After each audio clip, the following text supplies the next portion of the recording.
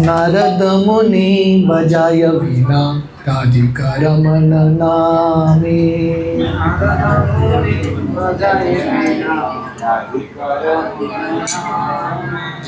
नारद मुनि बजाय वीणा राधिका रमन नामे। नारद मुनि बजाय वीणा राधिका रमन नामे।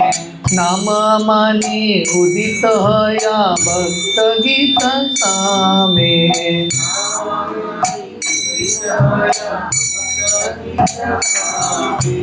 नाम माने उदित हया भक्त गीत सामे।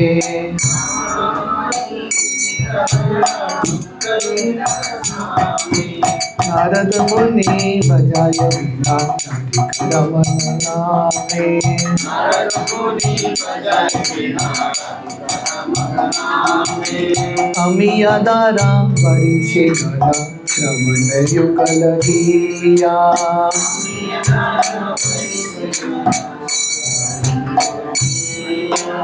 अमिया दारा वरिषे गल श्रवण युगल दिया।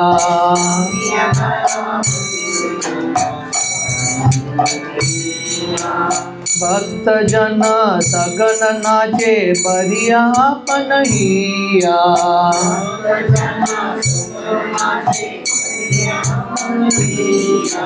भक्त जन सगन नाचे बरिया पनहिया।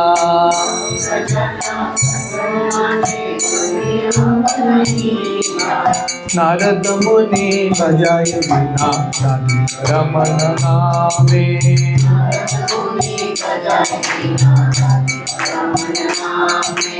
नारद मुनि बजाय वीणा राधिका रमन नामे।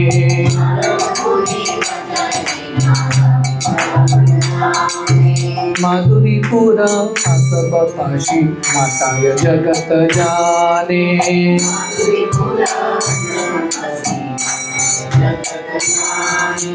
माधुरीपुर आसब काशी माताय जगत जाने।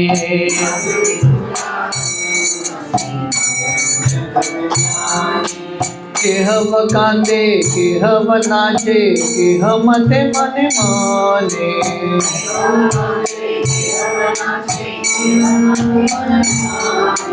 केहव कांदे केहव नाचे केह मते मने माने।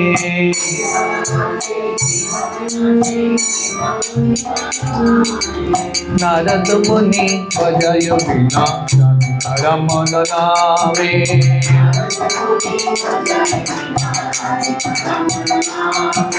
नारद मुनि बजाय वीणा रमन नामे।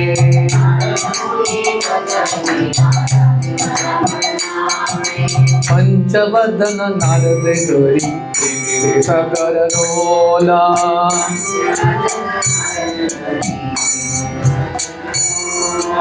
पंचवदन नारद गरी मेरे सगन रोला।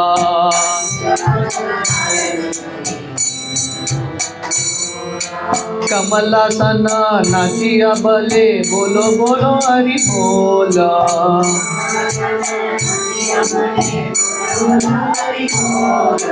कमलासन नाचिया बले बोलो बोलो हरि बोला।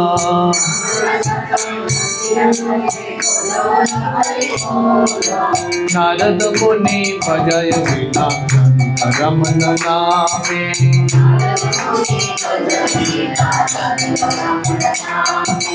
नारद मुनि बजाय वीणा राधिका रमन नामे।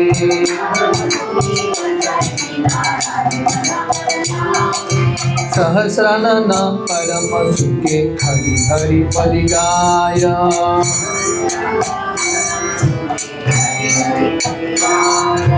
सहस्रानन परम सुखे हरि हरि बलि गाय।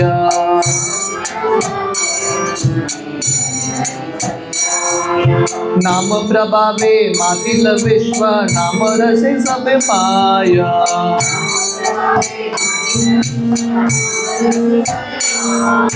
नाम प्रभावे मातील विश्व नाम रसे सब पाय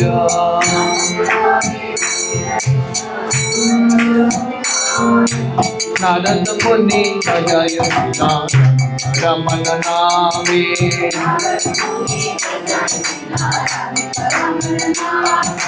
नारद मुनि बजाय वीणा रमन नामे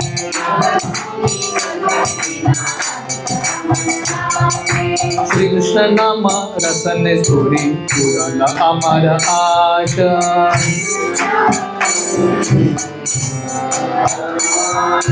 श्री कृष्ण नाम रसन सूरी पुराण अमर आश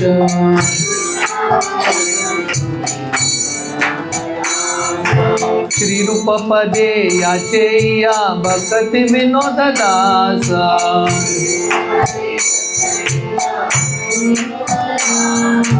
श्री रूप पदे याचे या भक्ति विनोद दास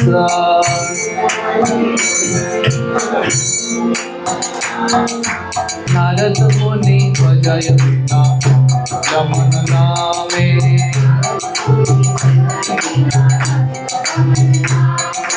नारद मुनि बजाय वीणा रमन नामे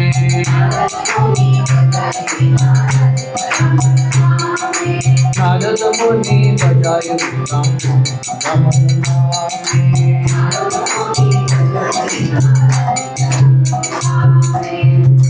नारद मुनि बजाय वीणा राधिका रमन नामे।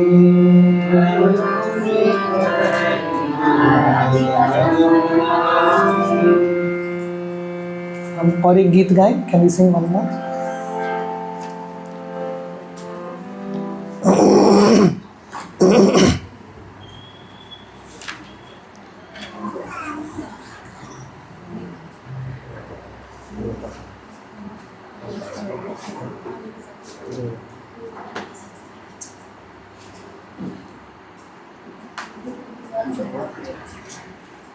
एक न बजिन प्रभु तुम्हार चरण, पेज 28,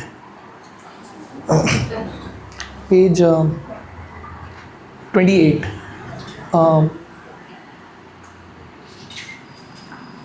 जो लोग ऑनलाइन ढूंढ रहे हैं, शैल आप searching it, you can search it as एक न बजिन प्रभु तुम्हार चरण। ये भक्ति विनोद ठाकुर द्वारा रचित गीत है। एक न बजिन प्रभु, डिड यू गेट इट? एक न बजिन प्रभु तुम्हार चरण,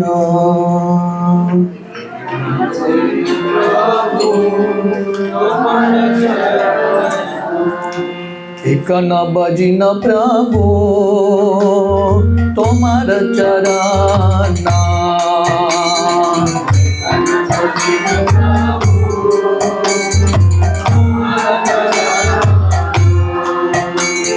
अशोक अभयमृत पूर्ण सर्व काल,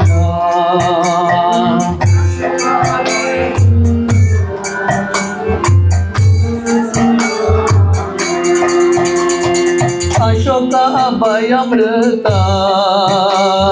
पूर्ण सर्व काल,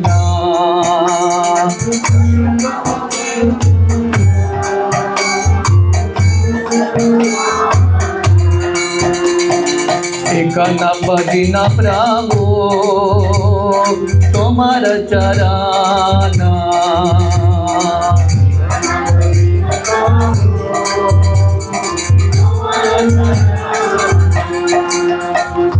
सकल चढ़िया तुआ चरण कमाले,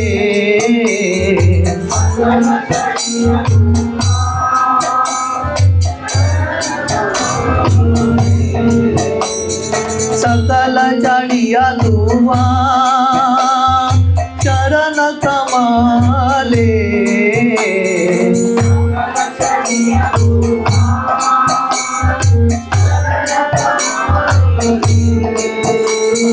पडियाची आम्ही नाथ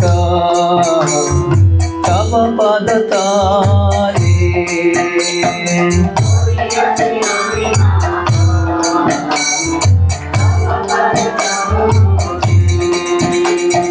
पडियाची आम्ही नाथ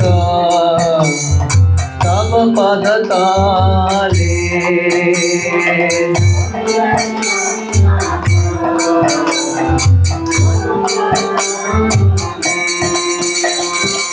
कन भजिन प्रभु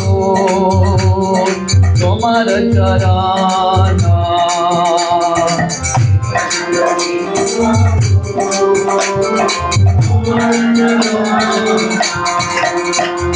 तव पाद पद्मनाथ रोकिबे हमारे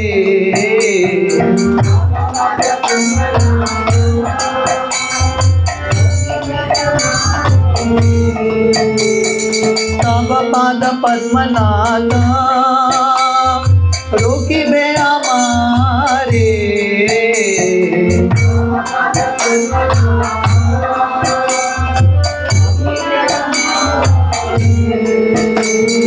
पार करता नाही हे भव संसारे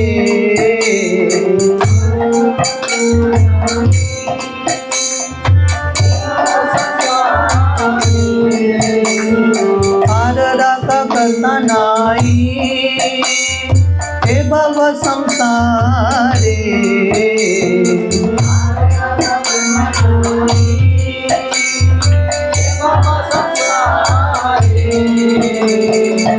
कोन भजिन प्रभु तुम्हार चरण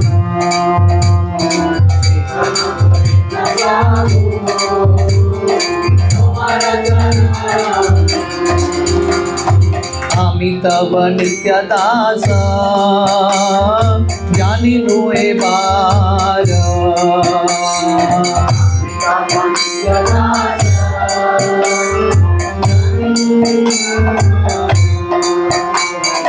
हमार पालन भार एक न तुम्हार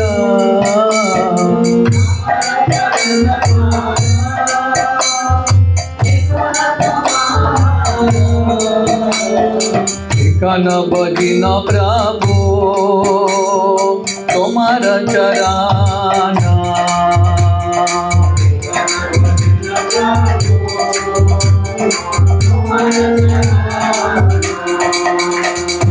बड़ दुख पाइयाची स्वतंत्र जीवाने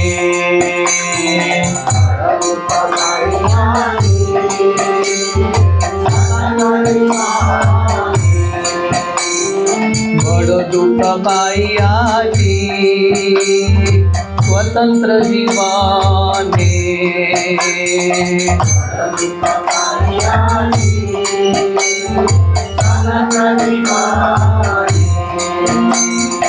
दुःख दूरे गेलो ओ पदवरने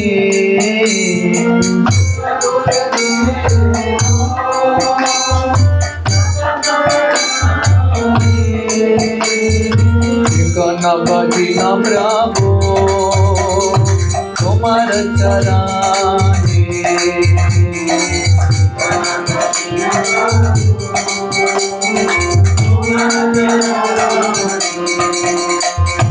जे पद लागिया रामा तपस्या करीला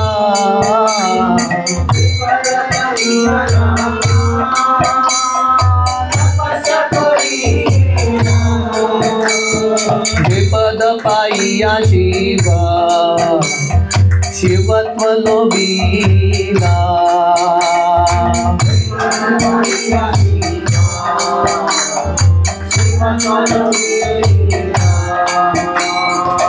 कोन भजिन प्रभु तुम्हार चरणे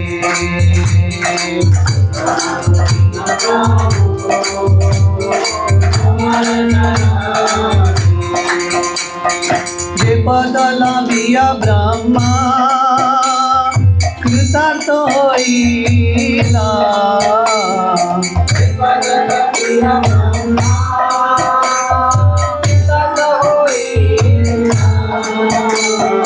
द्विपद नारद मुनी हृदय धरिला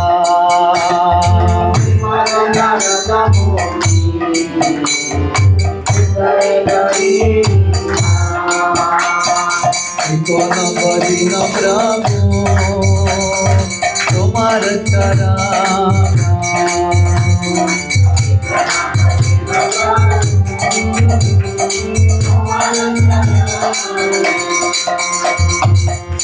से अभय पद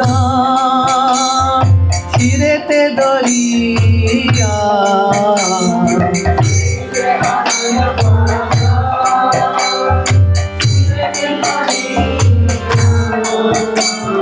परम आनंदे नाची पद गुण गाइया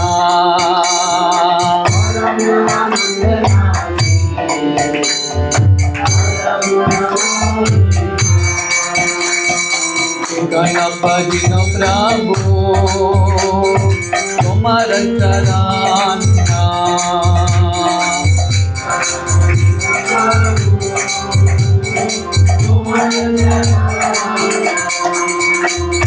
संसार विपद ते अवश्य उतार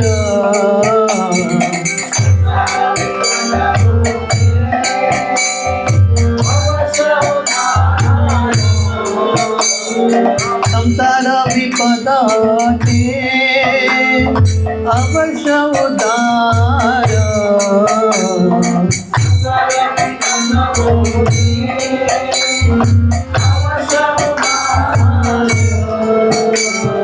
भक्ति विनोद पद करिबे तुम्हार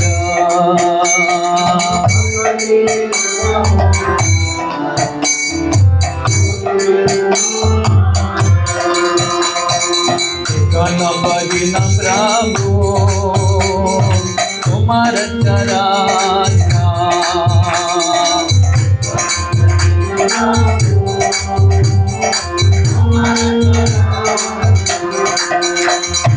हरे कृष्णा कृष्णा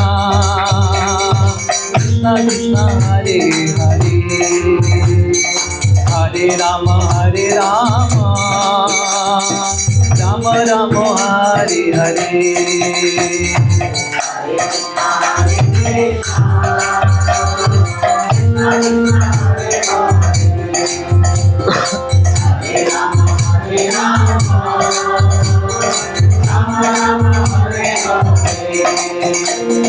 हरे कृष्णा कृष्णा कृष्णा हरे हरे हरे राम राम राम हरे हरे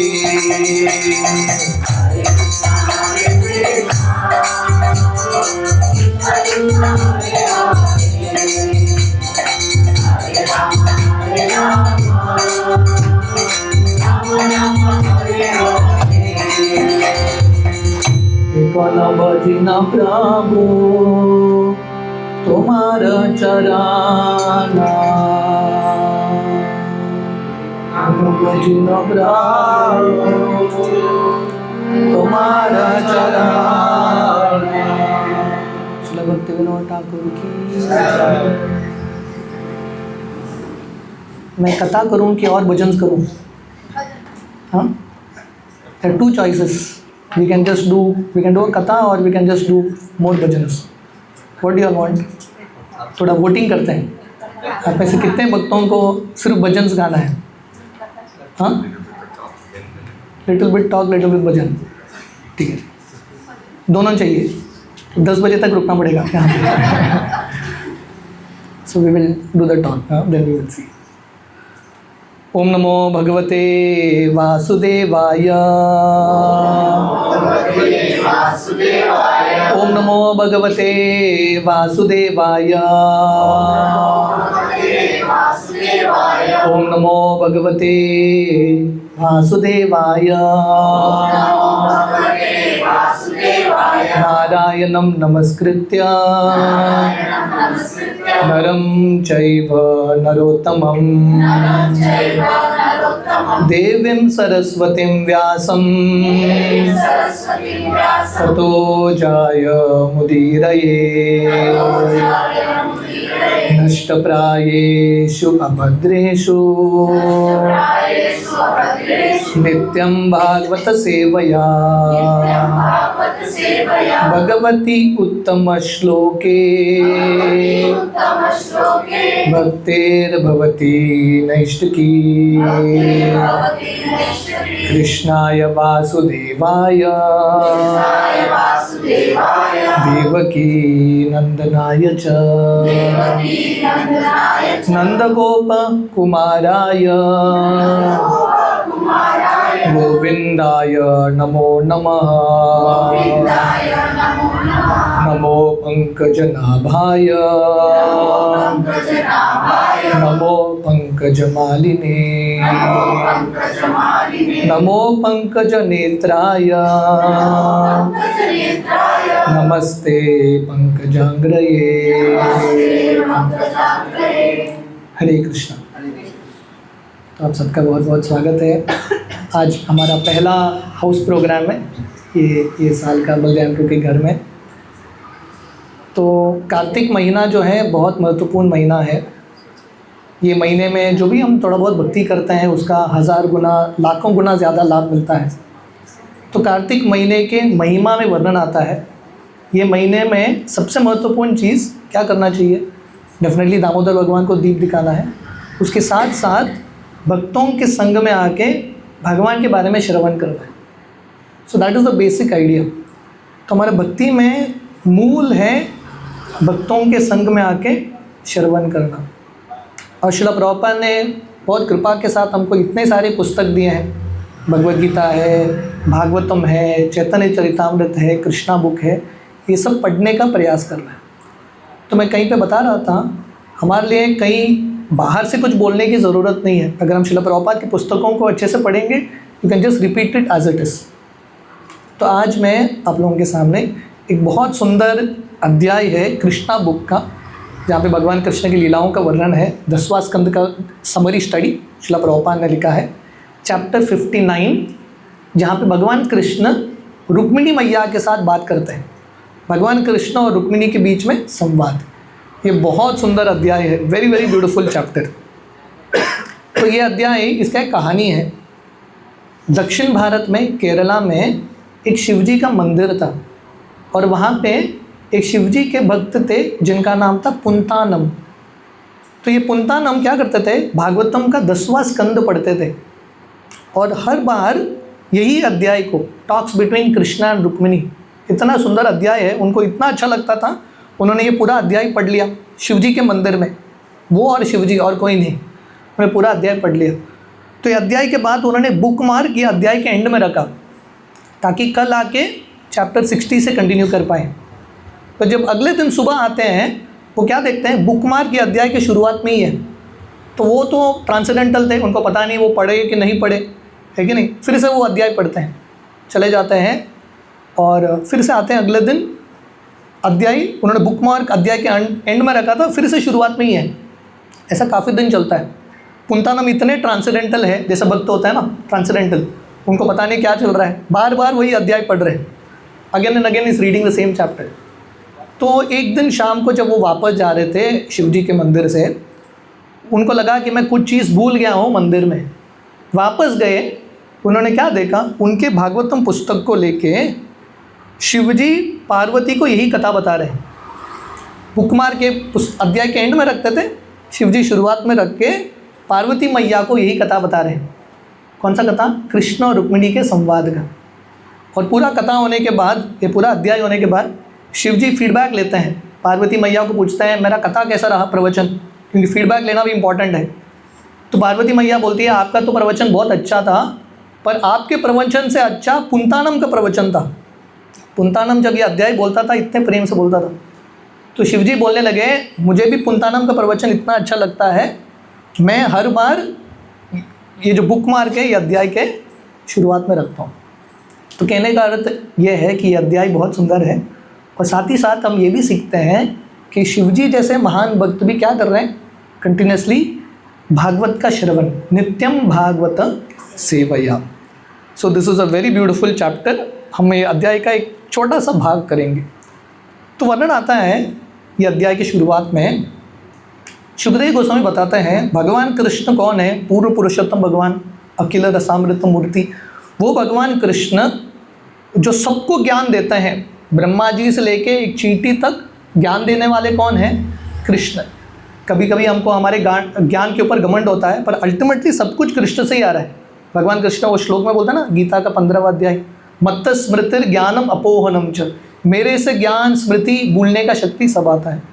तो वो भगवान कृष्ण जो पूरी दुनिया के स्वामी है, भगवान कृष्ण भी द्वारका में क्या कर रहे हैं, अपने पत्नी रुक्मिणी के मैया के साथ उनके बिस्तर पे बैठे हैं। सुखदेव गोस्वामी समझाते हैं ये कृष्ण है परफेक्ट हस्बैंड, परफेक्ट हस्बैंड। अभी कोई बोलेगा भगवान हस्बैंड कैसे हो सकते हैं, वो भी शादी करते हैं क्या, वो भी हस्बैंड बनते हैं क्या? तो सुखदेव गोस्वामी बताते हैं कृष्णाज डीलिंग्स विथ रुक्मिणी, भगवान कृष्ण का रुक्मिणी के साथ जो आदान प्रदान है परफेक्ट है, परफेक्ट मैनिफेस्टेशन है, क्योंकि भगवान कृष्ण पूर्ण है। पूर्ण का अर्थ क्या है, भगवान कृष्ण सब चीज़ कर सकते हैं। मायावादी लोग, उनका ये अंडरस्टैंडिंग है कि कृष्ण का रूप नहीं, भगवान का रूप नहीं, क्योंकि उनको लगता है कि हमारा रूप है, हमारा रूप भौतिक है, भगवान मतलब no form, form is material, god मतलब नो फॉर्म। पर प्रभुपाद बताते हैं ये कैसे संभव है। भगवान का डेफिनेशन क्या है, भगवान में हर चीज़ होना चाहिए। अगर कोई बोलेगा God does not have form, भगवान का रूप नहीं, इसका अर्थ क्या है, मतलब भगवान के पास कुछ चीज़ नहीं है, वो भगवान कैसे हो सकते हैं? भगवान मतलब he should have everything. God means he has everything, formless aspect भी है, फॉर्म भी है। प्रभुपाद एक बहुत सिंपल लॉजिक देते थे, जो लोग बोलते हैं कि भगवान का रूप नहीं। प्रभुपाद बोलते हैं अगर लड़का बच्चा उसके पास रूप है तो उसके पिताजी के पास तो रूप होगा ही, नहीं तो उसको कैसे रूप आएगा? तो हम सब भगवान के बच्चे हैं, हमारे पास रूप है, पर हम बोल रहे हैं हमारे पिताजी के पास रूप नहीं। How is it possible?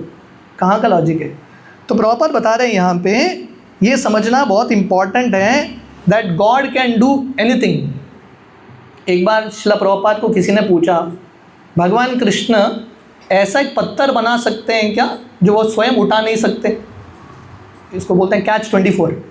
भगवान एक ऐसा पत्थर बना सकते हैं क्या जो वो खुद उठा नहीं सकते? आप लोगों को क्या लगता है, क्या उत्तर है? Shubhra, you understood the question? Can God make a stone that he can not lift? क्या लगता है आप लोगों को? प्रभुपाद बोले yes, God can make a stone, भगवान एक ऐसा पत्थर बना सकते हैं जो वो उठा नहीं सकते, पर थोड़ी देर बाद उठा लेंगे उसको। अभी कृष्णा कैन डू एवरीथिंग। जैसे दामोदर लीला में ना, जब यशोदा ने जब कृष्ण के मित्र यशोदा के पास आए और बोले ये कृष्ण ने मिट्टी खाया, यशोदा कृष्ण को बोलती है मुंह खोल के दिखाना, तो यशोदा कृष्ण के मुख में क्या देखती है? पूरा ब्रह्मांड है कि नहीं? अभी मेरा प्रश्न है, भगवान कृष्ण ब्रह्मांड के अंदर थे या ब्रह्मांड कृष्ण के अंदर है? दोनों है कि नहीं? So to understand Krishna is very very difficult. तो यहाँ पे प्रभुपाद बता रहे हैं बहुत इंपॉर्टेंट पॉइंट, भगवान कृष्ण सबके स्रोत हैं, he is the creator, maintainer, destroyer, फिर भी वो पूर्ण पुरुषोत्तम भगवान, वही भगवान जो है एक साधारण मनुष्य के रूप में आते हैं और मनुष्यों के बीच में ऐसा लीला करते हैं। पर भगवान कृष्ण को हमको साधारण मनुष्य नहीं मानना। भगवान कृष्ण गीता में क्या बोलते हैं? अवजानन्ति मां मूढ़ा मानुष्यम तनुमाश्रित। मूर्ख व्यक्ति, उनको लगता है कि मैं साधारण बच्चा हूँ, पर कृष्ण साधारण बच्चे नहीं है कि नहीं? जैसे दामोदर लीला, दामोदर अष्टकम के शुरुआत में ही सत्यव्रत मुनि बताते हैं नमामीश्वरम सच्चिदानंद रूपम। ये जो बच्चा है साधारण बच्चा नहीं है, he is Krishna that supreme person of God. फिर भी भगवान कृष्ण ऐसे मनुष्य के रूप में आते हैं और ये सब लीलाएं करते हैं। कृष्ण भी विवाह करते हैं, कृष्ण की भी पत्नी है, क्योंकि भगवान कृष्ण प्रेम का आदान प्रदान करना चाहते हैं। तो एक बार भगवान कृष्ण रुक्मिणी मैया के साथ उनके घर में, उनके कमरे में बैठे थे। तो भगवान कृष्ण के 16,108 पत्नियां थे और हर एक के पास एक एक महल। तो भगवान कृष्ण सबको प्राइवेट टाइम देते थे। तो यहाँ पे शुकदेव गोस्वामी ये प्रसंग शुरू करने से पहले रुक्मिणी मैया के महल का वर्णन करते हैं। What was the palace of Rukmini. बोलते हैं रुक्मिणी मैया का जो महल है बहुत ही सुंदर था।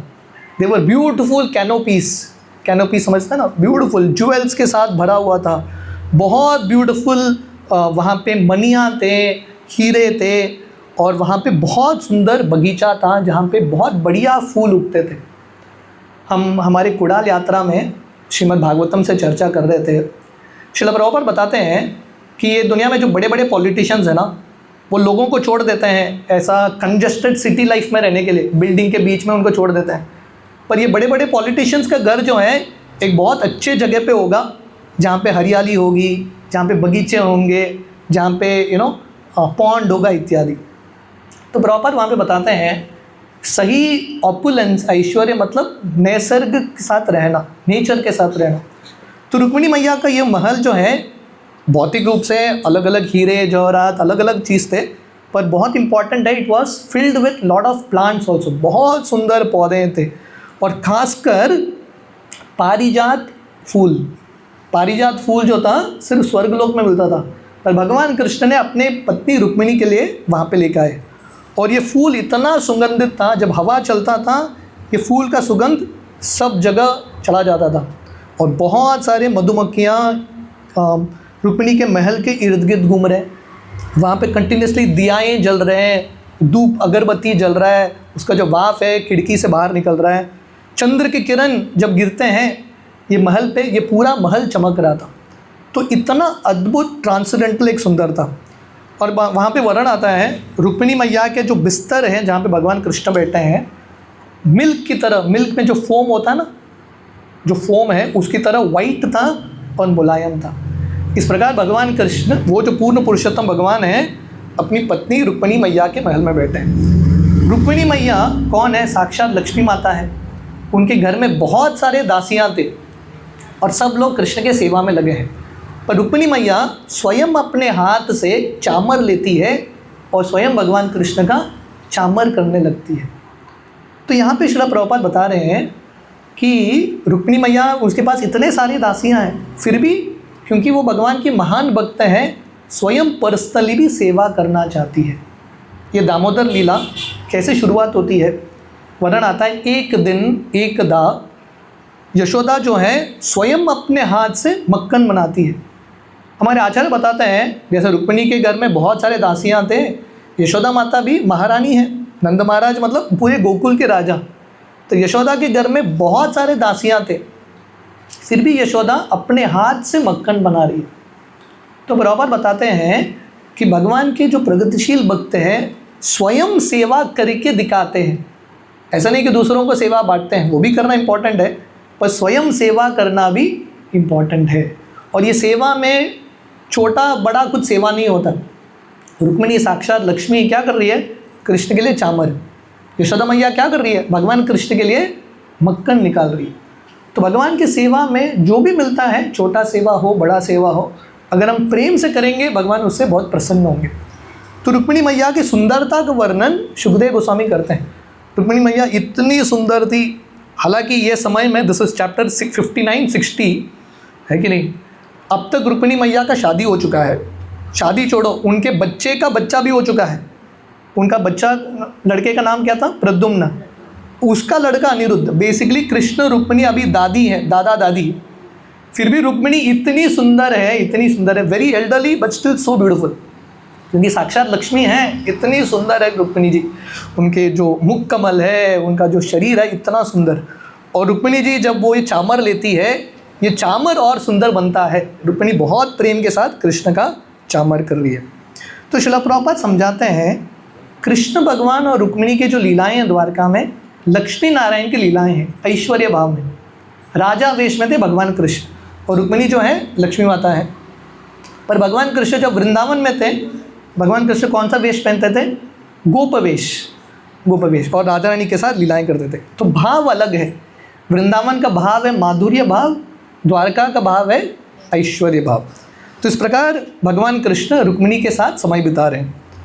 तो भगवान कृष्ण ने देखा, भगवान कृष्ण ने रुक्मिणी मैया के लिए पारिजात फूल लेके आए स्वर्ग से, क्योंकि अपने पत्नी से कितना प्रेम करते हैं और पत्नी के लिए पारिजात फूल लेके आए। तो सत्यभामा भगवान कृष्ण की और एक अर्धांगिनी थी जिनका नाम था सत्यभामा। तो सत्यभामा को तो थोड़ा ईर्ष्या होने लगता है, अरे कृष्ण ने रुक्मिणी को फूल दे दिया, मुझे नहीं दिया। तो भगवान कृष्ण सत्यभामा को संतुष्ट करने के लिए क्या करते हैं पता है? सत्यभामा को गरुड़ पे बिठा के स्वर्गलोक लेके जाते हैं। इसके पहले का 2 अध्याय भगवान कृष्ण नरकासुर या भौमासुर का वध करते हैं। जब वो वध करते हैं गरुड़ पे बैठ के सत्यभामा को लेके जाते हैं। तो नरकासुर का वध करने के बाद भगवान कृष्ण स्वर्गलोक जाते हैं सत्यभामा के साथ। और नरकासुर ने इंद्र के माँ अदिति का कुंडल, आसन इत्यादि चुराया था। भगवान कृष्ण इंद्र को रिटर्न करते हैं। जब वो आ रहे थे, सत्यभामा बोलती है मुझे ये पारिजात वृक्ष चाहिए, रुक्मिणी को आपने फूल दिया, मुझे वृक्ष चाहिए। भगवान कृष्ण वो पूरा वृक्ष लेके आते हैं। तो अभी कृष्ण को लगने लगता है, ये अध्याय की शुरुआत कैसी होती है, भगवान कृष्ण को लगने लगता है रुक्मिणी को मैंने पारिजात फूल दिया, सत्यभामा को ईर्ष्या हो गया, उसको वृक्ष दिया। तो भगवान कृष्ण को लग रहा था कि रुक्मिणी को और ईर्ष्या होना चाहिए, हाँ, और रुक्मिणी और कुछ मांगेंगी। पर रुक्मिणी का भाव अलग था। सत्यभामा का भाव अलग है, रुक्मिणी का भाव अलग है। रुक्मिणी जो है उसको कभी गुस्सा नहीं आता था, सत्यभामा को बहुत अक्सर गुस्सा आता था। Very angry person. हर एक भक्त का अलग अलग स्वभाव होता है कि नहीं? कृष्ण लीला में भी ऐसे ही है। Past times of Krishna is like this.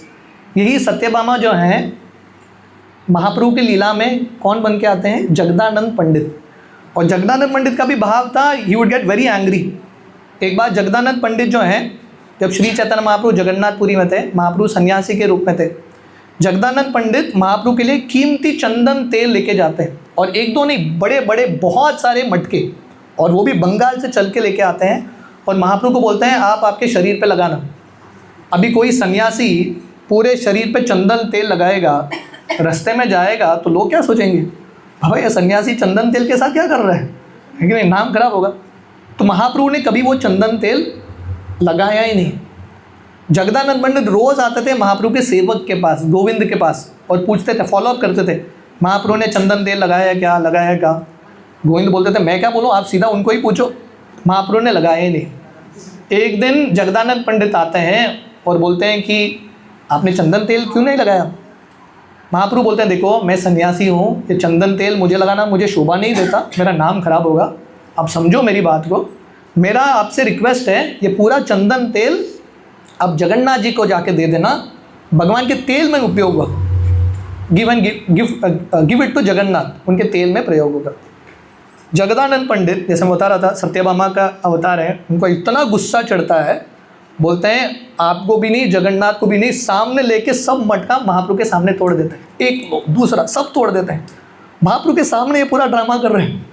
और भाग के, इतना गुस्सा था उनको, भाग के अपने कमरे में चले जाते हैं और अपने आप को लॉक कर लेते हैं 3 दिन तक बाहर आए भी नहीं, खाए नहीं, कुछ नहीं।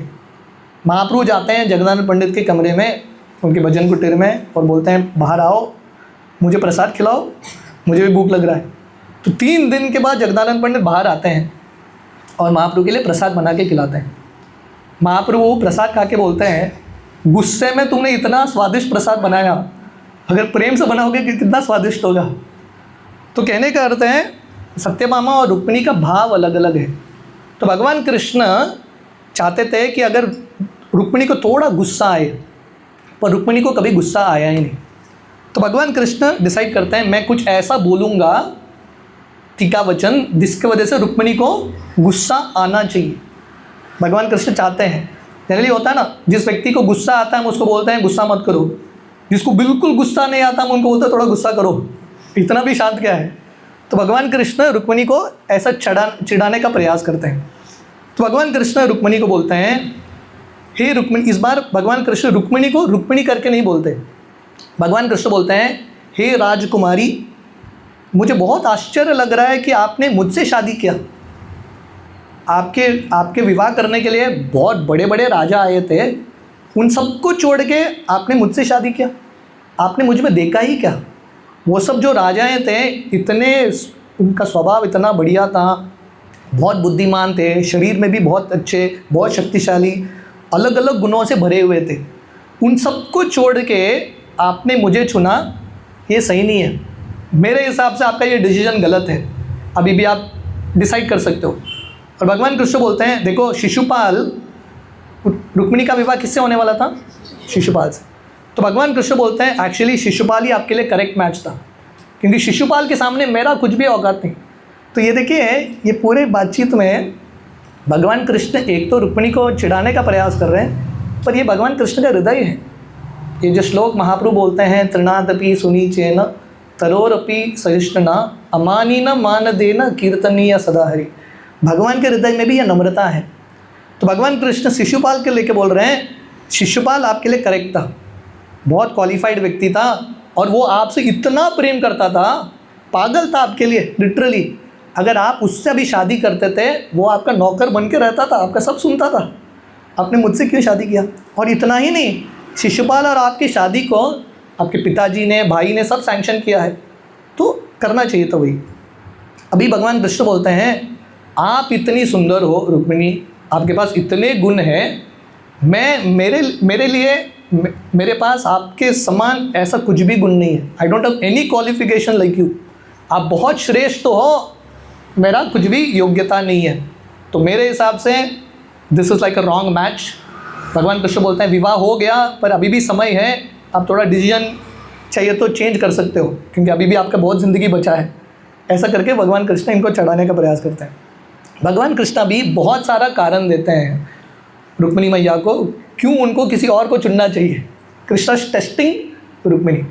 तो भगवान कृष्ण बोलते, this is like a very beautiful section. इससे भगवान कृष्ण का नम्रता भी दिखता है। भगवान कृष्ण बोलते हैं, पहला चीज़ रुक्मिणी, मैं यहाँ पे आया क्यों हूँ द्वारका में। भगवान कृष्ण ने द्वारका का निर्माण क्यों किया, कब किया? जब जरासंध आता है भगवान कृष्ण के मथुरा पे आक्रमण करने के लिए, भगवान रातों रात द्वारका निर्माण करते हैं। तो भगवान कृष्ण बोलते हैं, मैंने द्वारका का निर्माण क्यों किया पता है? क्योंकि मुझे जरासंध से भय है, जरासंध के भय से मैंने द्वारका का निर्माण किया। इसका मतलब क्या है? एक्चुअली लोगों को लगता है मैं बहुत शक्तिशाली हूँ, पर एक्चुअली इंटरनल सीक्रेट मैं किसी को बता नहीं सकता, बाहर के लोगों को। मैं आपको बताता हूँ, मैं एक्चुअली सबसे बड़ा कायर हूँ, लोगों के सामने मैं बोल नहीं सकता।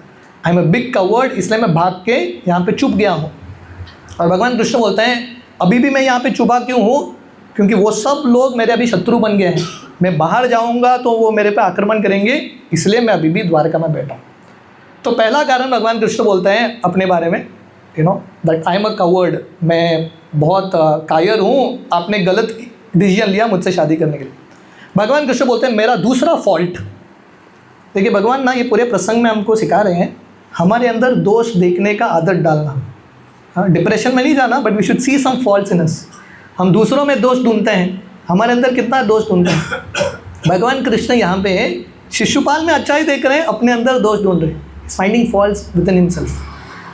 तो भगवान कृष्ण बोलते हैं, मेरा दूसरा फॉल्ट, मेरा दूसरा गलती है, मैंने कंस को तो मारा है कि नहीं। भगवान कृष्ण वृंदावन से आए, अक्रूर जी लेके आए, उन्होंने कंस का वध किया। पर भगवान कृष्ण बोलते हैं, पर मैं राजा बन नहीं पाया। राजा कौन बन गए? उग्रसेन राजा बन गए, ही बिकेम द किंग। तो भगवान कृष्ण बोलते हैं, मेरे पास राज्य भी नहीं है, मैं द्वारका का राजा भी नहीं हूँ, उग्रसेन राजा हैं, मैं उनका सिर्फ एक रिपोर्टिंग सर्वेंट हूँ। भगवान कृष्ण रोज़ सुबह जाके कोर्ट में उग्रसेन महाराज को रिपोर्ट करते थे, अटेंडेंस देते थे, मैं भी हूँ यहाँ पे।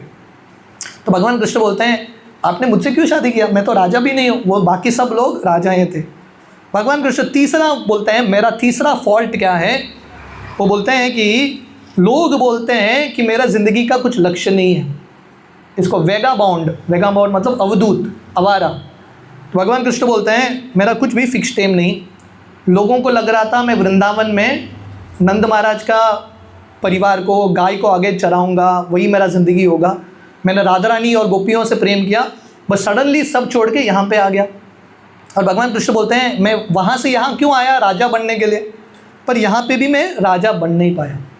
तो भगवान कृष्ण बोलते हैं, लोग कंफ्यूज्ड हैं, मैं वैश्य हूँ और या क्षत्रिय हूँ, मैं ग्वाला हूँ, क्षत्रिय हूँ, लोगों को पता नहीं। कृष्ण बोलते हैं, इतना ही नहीं, लोगों को ये भी पता नहीं मेरे पिता कौन है। वसुदेव मेरे पिता है कि नंद महाराज मेरे पिता है? तो कृष्ण बोलते हैं तुमने ऐसे व्यक्ति से शादी किया जिसका पिता भी कौन है पता नहीं। You don't know who the father is also. तो भगवान कृष्ण बोलते हैं मैं ऐसा वैगाबॉन्ड आवारा हूँ, कभी भी किसी को भी छोड़ के चला जाता हूँ। अभी मैं आपके साथ हूँ, आपको भी छोड़ के जाऊँगा, मेरा मन का भरोसा नहीं। ये तीसरा कारण भगवान बोलते हैं। भगवान आगे बोलते हैं मेरे पास मेरा मन भी इतना विचलित है। आप ऑलरेडी देख रहे हो रुक्मिणी मैया, आप इतने समय से मेरे साथ हो, मैं एक पत्नी से संतुष्ट नहीं हूँ। मैंने क्या किया, 16,000 विवाह कर दिया। मतलब क्या है, माइंड स्टेबल नहीं है मेरा। आप ऐसे व्यक्ति के साथ कैसे रह सकते हो? हाँ, you can rethink the decision. और भगवान कृष्ण बोलते हैं मैं यहाँ पे हूँ द्वारका के नगरी में। द्वारका एक सिटी जैसा था, पर क्योंकि मेरा बड़ा हुआ गाँव में हुआ है, भगवान कृष्ण बोलते हैं मुझे सदाचार भी नहीं आता, लोगों से कैसे बात करना है रिस्पेक्टफुली वो भी नहीं आता, क्योंकि गांव का व्यक्ति हूँ मैं। I don't know proper culture. आप सब लोग, आप राजकुमारी हो, राज परिवार से आए हो, मुझे आपके प्रति कैसा बात करना है वो पता नहीं, और मैं अपनी पत्नियों को ठीक तरह से संतुष्ट नहीं कर पाया। This is the next reason. भगवान कृष्ण आगे बोलते हैं जो भी मेरे साथ रहता है ना वो सब रोते रहते हैं। जो भी लोग मेरे संपर्क में आए हैं इतिहास में सब रोए ही हैं, मैंने किसी को आनंद नहीं दिया। और भगवान कृष्ण बोलते हैं नंद महाराज और गोपियों राधा रानी को छोड़ के आया, उद्धव जी अभी जाके आए थे, वो बोल रहे सब लोग मेरे विरह में रो रहे हैं। तो भगवान कृष्ण बोलते हैं ठीक तरह से सोच के मेरा आश्रय लेना, क्योंकि जो मेरे पास आते हैं अल्टीमेटली उनको दुख ही मिलेगा और उनको मैं रुलाता रहूँगा, like this I keep making them cry. तो इस तरह से भगवान कृष्ण एक तरह से हम सबको भी सावधान कर रहे हैं, है कि नहीं? अगर हमको कृष्ण को चुनना है then we have to be ready for a life of crime. मैं शरद पूर्णिमा के समय ये कथा का वर्णन कर रहा था, जब भगवान कृष्ण रासलीला छोड़ के चले जाते हैं, सब गोपियाँ कृष्ण के विरह में कंटिन्यूसली रो रहे हैं। So this is the spiritual movement. Krishna के आश्रय में जो आते हैं भगवान कृष्ण भक्तों को रुलाते रहते हैं। इस प्रकार भगवान कृष्ण बोलते हैं मैं रिलायबल हस्बैंड नहीं हूँ, मैं सही पति नहीं हूँ, मैं अपनी पत्नियों का ख्याल नहीं रख सकता। भगवान कृष्ण बोलते हैं देखो अगला मेरा दोष, भगवान बोलते हैं देखो जन्म से मैं भिखारी हूँ। मेरा जन्म हुआ था कंस के कारागृह में, पर वसुदेव ने बिना पैसे के मुझे गोकुल छोड़ दिया। हाथ में कुछ पैसा नहीं दिया, वसुदेव जी ने छोड़ दिया गोकुल में। और गोकुल में मैं क्या कर रहा था, गाय चरा रहा हूँ। अभी कोई सब लोग अपना बायोडाटा बनाता है ना, है कि नहीं? अगर कोई बायोडाटा में लिखेगा आई एम क्या बोलते हैं कावर्ड, मैं जो हूँ ग्वाला हूँ, गाय चराता हूँ, क्या वैल्यू होगा उसका? कुछ वैल्यू नहीं। भगवान कृष्ण बोलते हैं मेरा ज़िंदगी देखो, मैंने कोई पाठशाला नहीं गया, मैं गाय चरा रहा था। हालांकि नंद महाराज के लाखों लाखों गाय थे, पर वो सब नंद महाराज के थे, मेरे कुछ भी नहीं। आई डिडंट हैव एनीथिंग, मैं तो वैसे ही उनका केयर टेकर रहा, मैंने कुछ प्राप्त नहीं किया। और भगवान कृष्ण बोलते हैं मैं यहाँ पे आया हूँ द्वारका में, वृंदावन में मैं कंगाल था, द्वारका आके भी कंगाल हूँ, क्योंकि राजा उग्रसेन मेरे पास कुछ नहीं। तो भगवान कृष्ण बोलते हैं मैं पहले भी कंगाल हूँ, अभी भी कंगाल हूँ, और मेरे भक्त जो हैं वो भी कंगाल ही रहते हैं। सो कृष्णा से all my devotees also poor. Generally आप देखेंगे ना, शिव जी के भक्त उनके पास पैसा होता है, कृष्ण के भक्त ऐसे ही भिखारी लोग होते हैं। सुदामा की तरह। शिव जी के भक्त रावण, सोने का Lanka, very rich guys. Krishna के भक्त ऐसे ही है। एक बार परम पूज्य राधानाथ महाराज ये कथा बता रहे थे, वो एक गुरुजी के आश्रम में गए थे जो शिव जी के उपासक थे। आश्रम इतना आलीशान आश्रम, पूरा मंदिर इतना आलीशान, बहुत इंप्रेस हो गए, क्या परफेक्ट मैनेजमेंट है, सब कुछ सिस्टम परफेक्ट है, एवरीथिंग इज़ ग्रेट। तो वहाँ के जो साधु जी बोले ये आप देख के कुछ सीख ही नहीं सकते, क्योंकि कृष्ण आपको ये सब देंगे ही नहीं, Krishna will not give you all this. तो भगवान कृष्ण बोलते हैं जो धनी लोग हैं वो जनरली कृष्ण भक्ति स्वीकार नहीं करते। ये दामोदर लीला में आगे जाके जब भगवान कृष्ण उकल से बंधे हुए थे, यशोदा बांधती है, भगवान कृष्ण उकल को खींच के नलकुबेर मणिग्रीव का उद्धार करते हैं। वहाँ पे नलकुबेर मणिग्रीव का कहानी आता है। नारद मुनि ने कुबेर के 2 पुत्रों को श्राप दिया था, वृक्ष बन जाओ। नारद मुनि का लॉजिक क्या था, क्योंकि आप लोगों के पास पैसा है, आप बहुत घमंडी हो, आप लोग वृक्ष बन जाओ, कंगाल बन जाओ, थोड़े थोड़े नम्र बनोगे। तो भगवान कृष्ण वही चीज़ बताते हैं। जनरली जो लोग जिनके पास धन होता है, बहुत वेरी रेयरली होते भी हैं, पर वेरी रेयरली वो कृष्ण भक्ति स्वीकार करते हैं। इसलिए कुंती महारानी उनके प्रार्थना में क्या बोलती है, त्वाम अकिंचन गोचर, हे कृष्ण आपका आश्रय कौन लेता है, जो हृदय से कंगाल है, जिसको लगता है कि मेरे पास कुछ भी नहीं है। तो भगवान कृष्ण बोलते हैं जो धनी लोग हैं वो मेरे पास आते नहीं, और जो लोग कंगाल हैं, जो हार चुके हैं दुनिया में, या उनका पूरा धन चला जा चुका है, वो लोग मेरे पास आते हैं। तो कृष्ण बोलते हैं मैं भी कंगाल, मेरे भक्त भी कंगाल, आप रुक्मिणी हो, लक्ष्मी हो, आप मेरे पास रहेंगे, आपका भी यही हालत होगा। This will be your life. Bilvamangal Thakur उनके गीत चौराष्टक में बताते हैं, कृष्ण इतने बड़े खतरनाक चोर हैं, आप कृष्ण के पास जाओगे ना, कृष्ण सब कुछ ले लेंगे। आप इमेजिन करो, हमारे षड गोस्वामी, 2-3 उदाहरण, हमारे षड गोस्वामी कौन थे, रूप गोस्वामी, सनातन गोस्वामी, रघुनाथ दास गोस्वामी, करोड़पति। रघुनाथ दास गोस्वामी इतने बड़े करोड़पति थे, एक साल का उनके पिता का इनकम था 12 लाख सोने का मुद्रा, 12 लाख गोल्ड कॉइन्स। हमने गोल्ड कॉइन ज़िंदगी में देखा ही नहीं, 12 लाख गोल्ड कॉइन असली। रघुनाथ दास गोस्वामी ने सब छोड़ दिया कृष्ण भक्ति लेके, कृष्ण का भक्ति करके सब छोड़ दिया, और क्या कर रहे हैं, जगन्नाथपुरी के सिम्मत द्वार में भिखारी बन के बैठे हैं। तो ये हमारा उदाहरण है। बिल्वमंगल ठाकुर बताते हैं, आप कृष्ण के पास आओगे, भगवान कृष्ण सब ले लेंगे, धनम च मानम च ततीन्द्रियानि, भगवान कृष्ण सब कुछ लेके व्यक्ति को कंगाल बना देंगे। तो इस प्रकार भगवान कृष्ण बोलते हैं आप बहुत बुद्धिमान हो, पर ये डिसीजन आपका बुद्धिमत्ता का नहीं है, आपने सही डिसीजन नहीं लिया, ऐसा लग रहा है कि आपने ठीक तरह से विचार नहीं किया। भगवान कृष्ण बोलते हैं बेटर लेट देन नेवर, अभी भी समय है, अभी भी आप अच्छे पति को चुन लो, मुझे छोड़ दो, मुझे कोई प्रॉब्लम नहीं है, अब किसी और को चुन लो। आपने ना बिना मुझे देखे आपने चुन लिया। रुक्मिणी मैया निष्ठा कैसे करती है, मुझे कृष्ण के साथ विवाह करना है, नारद मुनि आके बताते हैं।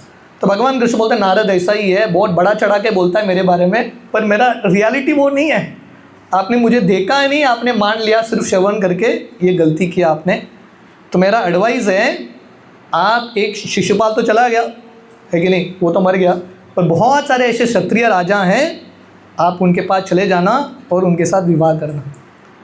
तो प्रभुपाद यहाँ पे बता रहे हैं कृष्ण का जो प्रपोजल है, it was a crazy proposal, क्योंकि इनके बच्चे हो चुके हैं, बच्चे के बच्चे हो चुके हैं, अभी भगवान कृष्ण बोल रहे हैं अभी डाइवोर्स दे दो। That's what Krishna is saying, या म्यूचुअल व्हाटएवर सेपरेशन।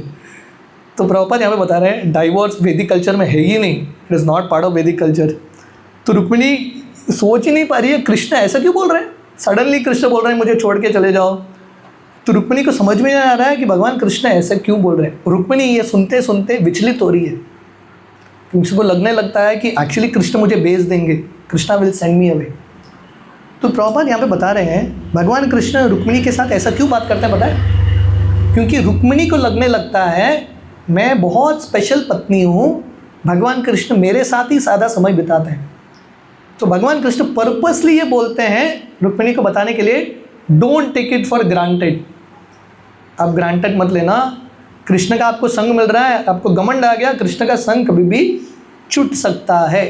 तो प्रभुपाद बता रहे हैं अभी रुक्मिणी कितनी महान भक्त है, कृष्ण की अर्धांगिनी है, पर भगवान कृष्ण ने जब उसके हृदय में घमंड देखा, भगवान कृष्ण को पसंद नहीं आया, भगवान कृष्ण शब्दों से रुक्मिणी के हृदय का सर्जरी कर रहे हैं।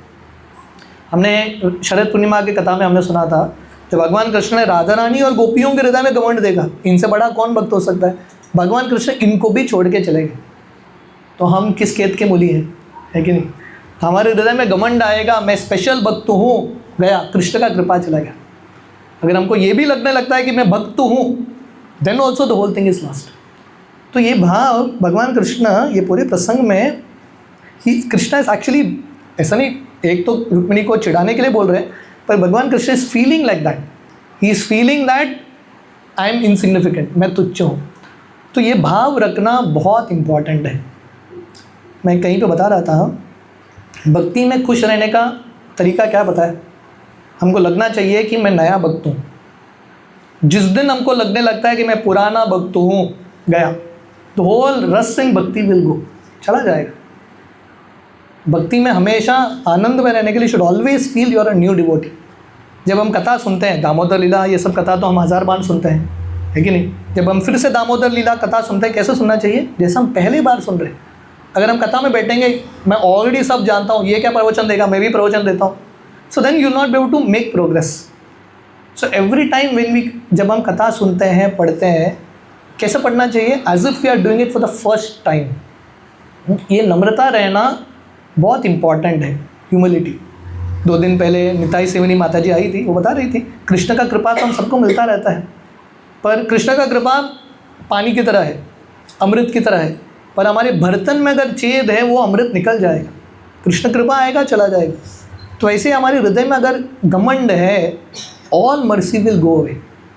तो कृष्ण की कृपा को पकड़ के रखने का पात्र है, पात्रता बोलता है ना, क्वालिफिकेशन क्या है? तृणादपि सुनीचेन। जो व्यक्ति नम्र है उसी के पास कृष्ण का कृपा आएगा और टिक के रहेगा। कृष्ण का कृपा आना एक है, टिक के रहना दूसरी चीज़ है। निताई सेवनी माता जी और एक बहुत इंटरेस्टिंग पॉइंट बता रही थी।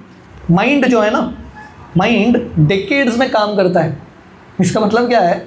आप भक्ति कर रहे हो, ऐसा नहीं कि आप सावधान नहीं रहे, 10 साल बाद भी मन फिर सकता है। 10 साल बाद, 20 साल बाद मन को लगेगा क्या चल रहा है, भक्ति छोड़ के जाता हूँ। It happens very often. तो कहने का अर्थ है we can never take anything for granted.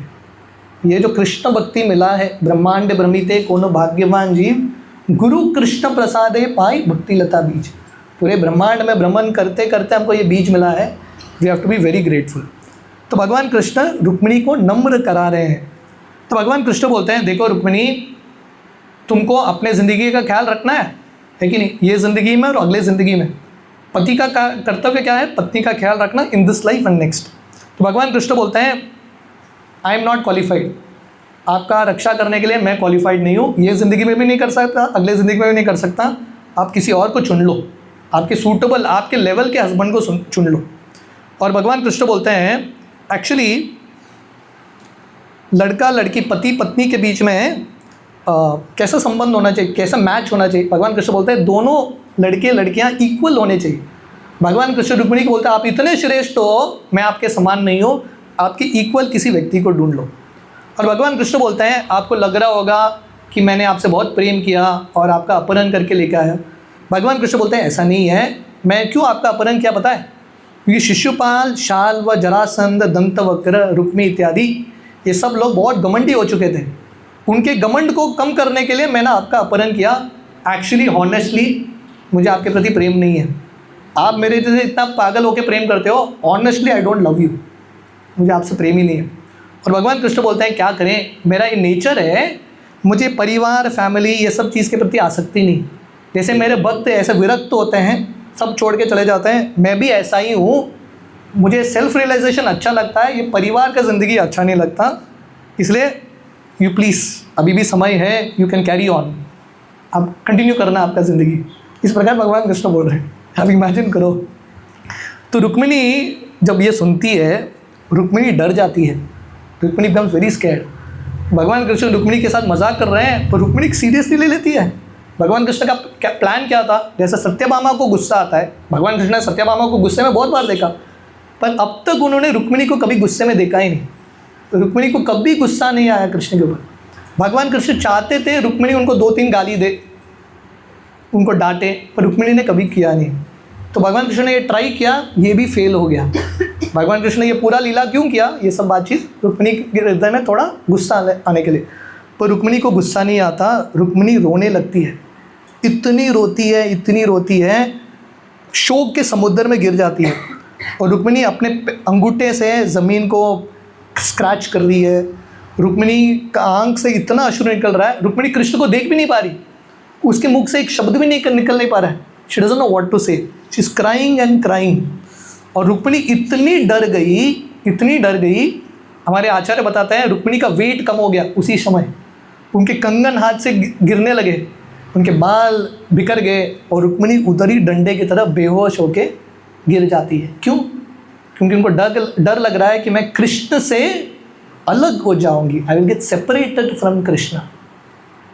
तो प्रभुपाद बता रहे हैं, रुक्मिणी मैया हमको सिखा रही है हमारा भय क्या होना चाहिए। मृत्यु आएगा ये तो भय नहीं है, क्योंकि मृत्यु तो आने वाला है, पर हमारा भय क्या है? That we may forget Krishna, हम कृष्ण को भूल जाएंगे, ये हमारा सबसे बड़ा भय होना चाहिए। That Krishna will leave us and go.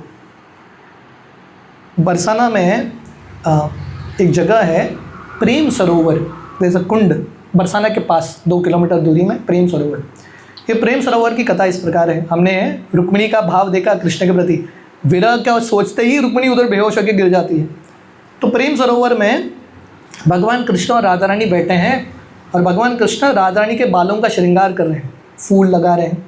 अभी कृष्ण पूरे ब्रह्मांड के स्वामी, राधा रानी का पर्सनल सर्वेंट बन गया, बाल का श्रृंगार कर रहा है, बाल पे फूल लगा रहे हैं। और राधा रानी के फूलों में और राधा रानी के शरीर से इतना सुगंध था, मधुमक्खी राधा रानी के इर्द गिर्द घूमने लगता है। तो राधा रानी डर जाती है क्योंकि राधा रानी बहुत नाजुक है। वो कृष्ण को बोलती है, कृष्ण ये मधुमक्खी को भगाओ, मुझे बहुत डर लग रहा है। कृष्ण भगवान अपने दोस्त मधुमंगल को बुलाते हैं और बोलते हैं ये मधुमक्खी को भगाओ। तो मधुमंगल अपने वस्त्र से, उत्तरी से मधुमक्खी को सब भगा देता है और मधुमंगल आके घोषणा करता है मधुसूदन चला गया। बोलना चाहता है कि मधुमक्खी चला गया। राधा रानी जब सुनती है कि मधुसूदन मतलब कृष्ण चले गए, राधा रानी रोने लगती है। कृष्ण बोल रहा है मैं इधर ही हूँ, किसके लिए रो रही हो? राधा रानी रो रही है। कृष्ण भगवान कन्विंस भी नहीं कर पा रहे राधा रानी को, मैं इधर ही हूँ। जब राधा रानी ने सुना कृष्ण चले गए, राधा रानी रोना शुरू। राधा रानी का ये प्रेम देख के भगवान कृष्ण भी रोने लगते हैं और दोनों के अश्रु से ये सरोवर बनता है प्रेम सरोवर। सो दिस इज सेपरेशन, है कि नहीं? रुक्मिणी को लग रहा है कि कृष्ण से मैं अलग हो जाऊंगी। She starting to cry and she falls down, वहाँ पे गिर जाती है। तो सुखदेव गोस्वामी बताते हैं जब भगवान कृष्ण समझ गए कि रुक्मिणी ने जोकिंग स्पिरिट में नहीं लिया, मैं मजाक कर रहा था, रुक्मिणी ने सीरियसली ले लिया। भगवान कृष्ण के हृदय में करुणा है, भक्तों के प्रति प्रेम है। भगवान कृष्ण तुरंत नीचे झुक जाते हैं और भगवान कृष्ण के और 2 हाथ आ जाते हैं, क्योंकि रुक्मिणी मैया लक्ष्मी स्वरूप है, भगवान कृष्ण भी विष्णु स्वरूप ले लेते हैं। 2 हाथ से भगवान कृष्ण रुक्मिणी को उठाते हैं, 2 हाथ से रुक्मिणी के आँखों को, अश्रु को पोंछते हैं, उसके बाल को ठीक करते हैं और भगवान कृष्ण रुक्मिणी को अपने वक्षस्थल पे आलिंगन करते हैं। और भगवान कृष्ण रुक्मिणी को उठा के, भगवान कृष्ण रुक्मिणी को अभी सांत्वना दे रहे हैं, बोलते हैं रुक्मिणी अरे आपने मुझे ठीक तरह से समझा ही नहीं, मैं आपके साथ थोड़ा मजाक कर रहा था पर आपने सीरियसली ले लिया, पर आप जो भी है आप भूल जाओ, जस्ट फॉरगेट इट। और भगवान कृष्ण बोलते हैं मैं चाहता था कि आप मुझे थोड़े डांटे। तो ये भगवान कृष्ण का हृदय है। हमारे आचार्य बताते हैं वेद भगवान का स्तुति करता है, भगवान खुश नहीं होते, पर जब भगवान कृष्ण के महान भक्त भगवान कृष्ण को डांटते हैं, भगवान कृष्ण उससे ज़्यादा खुश होते हैं, क्योंकि इसमें एक प्रेम का आदान प्रदान है। तो इस प्रकार भगवान कृष्ण बोल रहे हैं मैं चाहता था कि आपके चेहरे पे मैं थोड़ा गुस्सा दिखूं, क्योंकि व्यक्ति थोड़े गुस्से में भी सुंदर दिखता है। So I wanted to see that anger, पर रुक्मिणी को गुस्सा नहीं आया। तो भगवान कृष्ण बोलते हैं क्या है, हस्बैंड वाइफ के बीच में कभी कभी ये होता है, रस चेंज होना चाहिए, हमेशा प्रेम का बात होगा तो नहीं, there should be some fight also, मज़ा आता है उसमें, राइट, समथिंग शुड चेंज। तो भगवान कृष्ण बोलते हैं दिन भर हम मेहनत करते रहते हैं, हम गृहस्थ, पर घर जब वापस आते हैं ऐसा आदान प्रदान पति पत्नी के बीच में बहुत इंपॉर्टेंट है। तो इस प्रकार भगवान कृष्ण रुक्मिणी को सांत्वना देते हैं। रुक्मिणी समझ गई कि कृष्ण ये सब मजाक में बोल रहे हैं। उसके बाद I will not get into the next section. भगवान कृष्ण ने एक एक जो बोला, वन थिंग, भगवान कृष्ण ने अलग अलग रीजंस दिया ना, मैं कंगाल हूँ, मैं आपका मैं I am not qualified like you, मेरे पास योग्यता नहीं है, शिशुपाल मेरे से बेहतर है, मैं सब छोड़ के कायर होके द्वारका में आ गया। वन थिंग रुक्मिणी बताती है कि इसका अर्थ क्या है। She gives a full explanation of each of Krishna sentences. आगे का अध्याय काफ़ी लंबा है, तो इससे पता चलता है कि कृष्ण बुद्धिमान थे, पर कृष्ण के भक्त जो हैं रुक्मिणी जैसे, they are more intelligent than Krishna. She gives a perfect reply to each of Krishna's points. So यहाँ पे हम कथा को विराम देंगे। The next place wherever we do the katha we will continue, क्योंकि अभी बता दूंगा सब तो अगले स्थान पे कोई आएगा नहीं क्लाइमैक्स पे छोड़ देगा। तो इसका रुक्मिणी का उत्तर सुनना है, तो whenever we do next we can do the कथा there. So once again very grateful to all of you all. खासकर सावड्डे के भक्त गोलकेश्वर प्रभु, उमा माता जी, अनिकेत प्रभु और नविता माता जी, वेरी सिंसियर डिवोटीज, बहुत प्रामाणिक भक्त हैं और सिंसियरली सावड्डे में प्रचार कर रहे हैं। वहाँ पे भगवान कृष्ण की कृपा से वो जो हॉल जहाँ पे इनका वीकली प्रोग्राम था, वो लगभग इस्कॉन का सेंटर ही बन चुका है, huge center, one of the biggest centers of ISKCON. तो उन्होंने लीज पे लिया है, they are working very hard, so I am very happy that they are also here. बोले Keshav Prabhu is a very expert kirtan singer. तो अभी what do we do Damodarashtakam, Damodarashtakam और कीर्तन मेरी शिला प्रभुपाद की जय। हरे कृष्ण।